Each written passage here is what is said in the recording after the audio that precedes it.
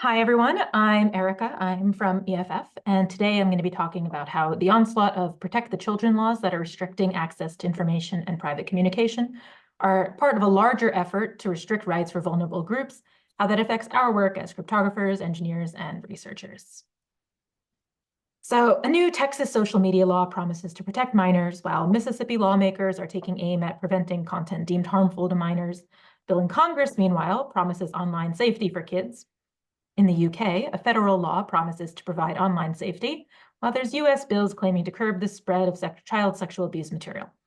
But don't be fooled by these names and promises. These measures that allegedly protect young people are going to lead to censoring large parts of the internet, including LGBTQ plus content and information about gender identity, abortion, and trans support. They're going to be used to justify email surveillance and online speech filtering. They're part of the same siege that is already depriving women, queer people, young people, other vulnerable groups of their fundamental rights to free speech, expression, and assembly, to name a few. Around the world, there's a dangerous discriminatory pattern that's emerged in which the powerful are surveilling and seizing control of more aspects of people's lives. As part of my work with EFF, I spend my time on the fight to protect our online privacy and access to information for communities and individuals.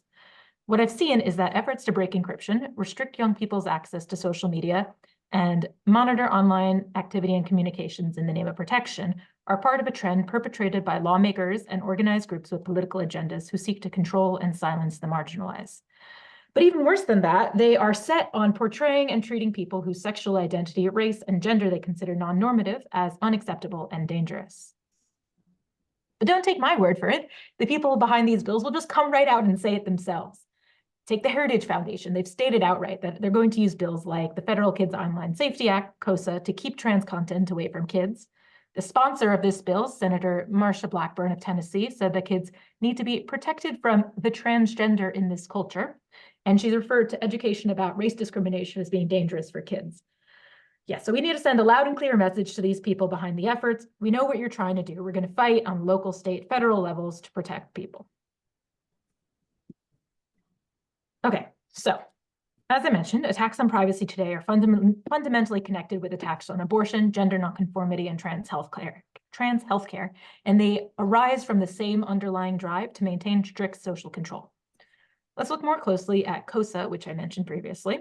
It's a censorship bill that lawmakers in Washington are teeing up for a vote after it failed to gain traction for the past 2 years running. What this bill would do would increase surveillance and restrict access to information in the name of protecting children online.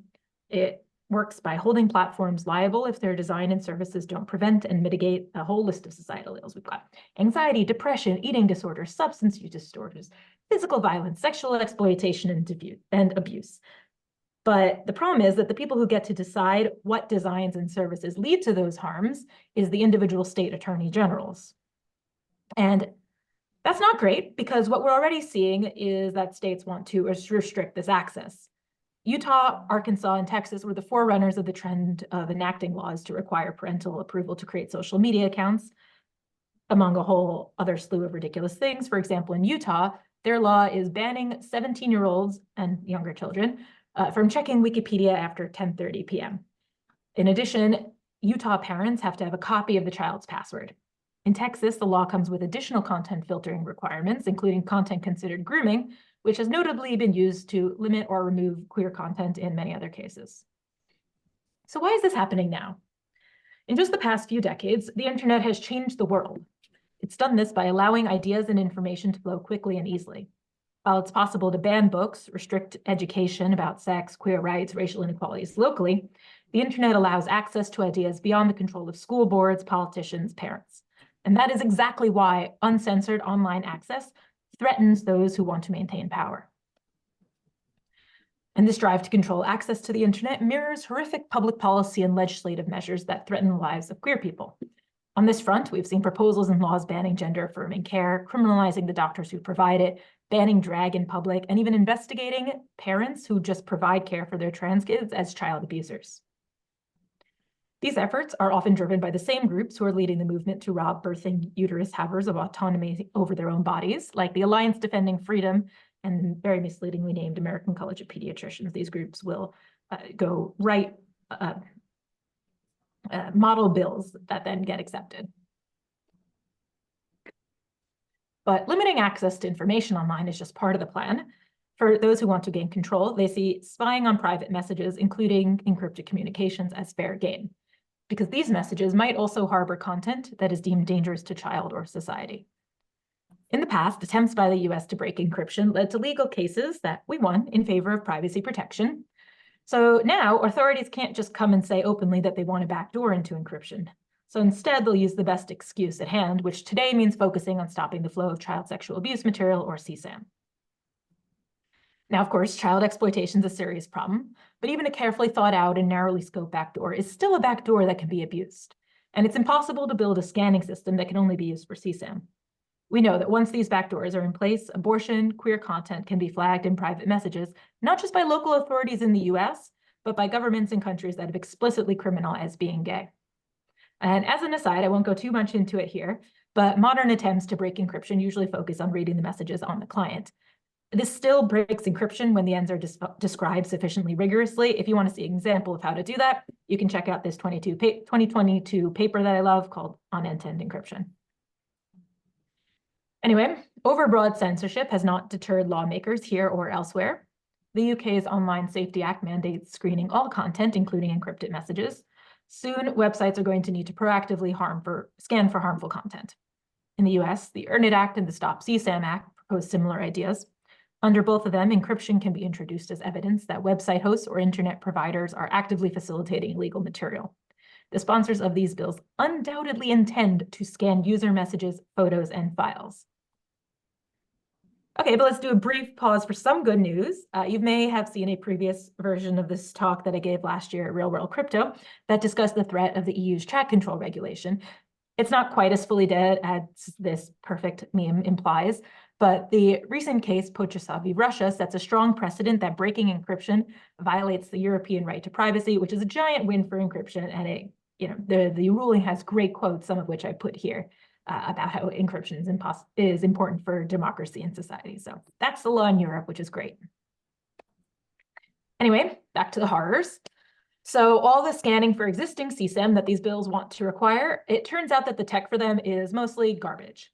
A Facebook study found that 75% of messages flagged by its scanning system were not malicious and included pictures like bad jokes and memes. In 2020, Irish police received over 4,000 reports from the US National Center for Missing and Exploited Children, NCMEC.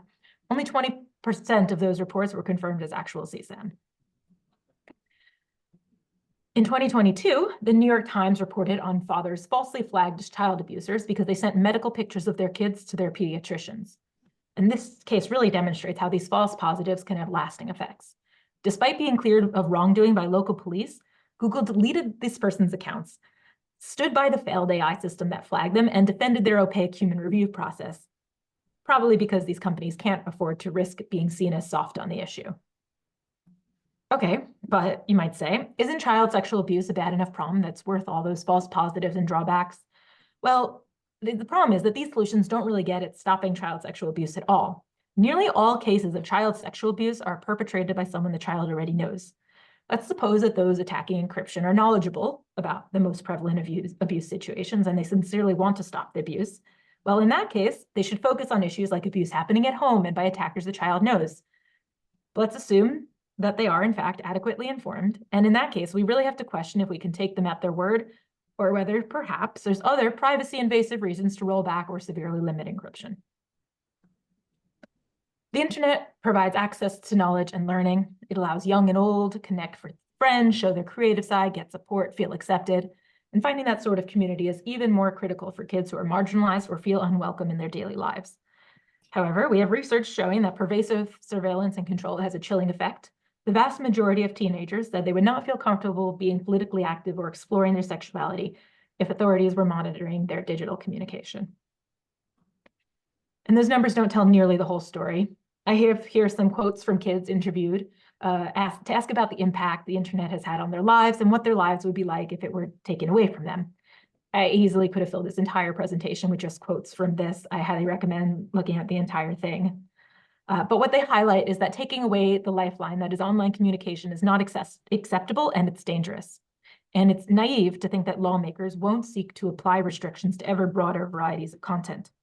When the government considers trans healthcare as child abuse or drag as a step towards pedophilia, they're not going to have any qualms about mandating tons of bans and scans all around. Okay, perhaps at this point, you're seeing this and thinking, wow, that's a real problem, but I'm a smart researcher. I bet I can find a way to thread that needle and get both law enforcement and rights defenders what they want, make everyone happy. I say to you, this is not a research problem. To help me explain why, I'm going to use the Spectrum of Allies activism and writing framework. Now, I originally learned it as a tool for thinking about the audience of your writing, but it's core to the theory of change that I personally ascribe to. So in this model, you divide people and organizations into 5 categories. You've got your active allies, passive allies, neutral people, passive opposition, and active opposition. For each of these groups, your goal at any given point is to move them just one slice over. So you want to activate your passive allies, convince neutral people to be on your side in theory, etc. Except you're not trying to reach your active opposition at all. They're actively working against you. You're not going to convince them. Instead, your goal is to isolate them and thereby take away their power so that the other 4/5 of the people can all band together and make the opposition's opinion irrelevant. Now, this framework works for activism, but you can think of it as a target user base for research as well. I often hear the myth that if we don't offer a less bad alternative, they'll just do the worst possible thing. But that is propaganda that is being used to convince researchers to solve the opposition's problems for them. It is inaccurate because it makes defeatist assumptions about the political context of the work. The EU win that I mentioned shows that that is just not the case. Instead, we can use this framework for research goals and problem framing. The needs of the active opposition should just be ignored. Instead, for example, you can do research to illustrate the problems with their proposed solutions, which can help sway the neutral and passive opposition one slice over. Or like several talks earlier in this workshop have mentioned, it's also great to create tools for our allies. Now, if you do have research interests that run the risk of getting used as opposition propaganda, the most important thing to keep in mind is how to communicate your results clearly. As any linguist will tell you, clear communication is based on speaking your audience's language. Now, this slide makes technical people very uncomfortable, and I'm sorry about that. I don't have puppies to apologize, but know that I'm sorry. But it is so important because I guarantee you that this is what politicians are going to hear.